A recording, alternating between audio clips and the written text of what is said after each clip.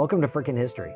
The market revolution changed the economy and how it was set up in the United States during the time of 1800 to 1848, but there were some societal effects as well. But I want to tell you kind of how technology intermingles with that and makes its effect on society. One of the effects that came out is the increase of immigration into the United States during this time period. Because where there are jobs, people will show up.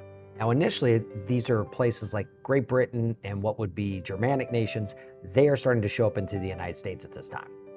That caused an increase of population in the United States during this time period.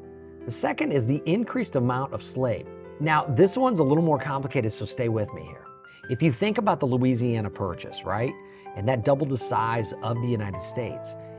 That was a chance for westward expansion.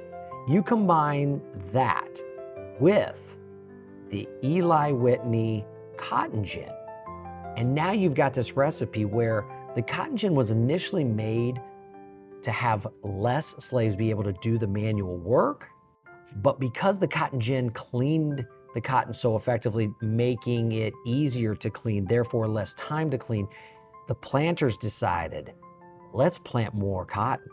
And with more cotton, you need more slaves. It is the economy that's set for the South. So even though the slave trade as of 1807 was kaput, slaves actually increased in the United States. And it's the only country where slaves actually increased during that time. Now, another area of societal change was women. They started to enter the workforce into these factories. Now, Lowell, Massachusetts, where they were in the factories, they were brought in as younger girls, and that's an example of how society started to change. Women entering the workforce. It was an idea that if they were poor, they had an opportunity to do this. Now, it was not the expected. If you came from means, you were not expected to go to work because the societal was still the order in which women were to be the caretakers, to be the procreators. But not all women were in that position of wealth, and so they ended up working in some of these factories for, to help their existence. Most of those women were single women, which made a big difference because who's going to take care of them but themselves? And you want to think about it. As people were moving in, it starts to create larger urban centers, and that's where a lot of these jobs started to be created.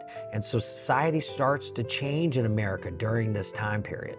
So remember, women in factories, increase of slaves due to the cotton gin and other technologies, immigration for these jobs, and it changes the way society looks and is set up in the United States at that time. Now you know your freaking history. Peace.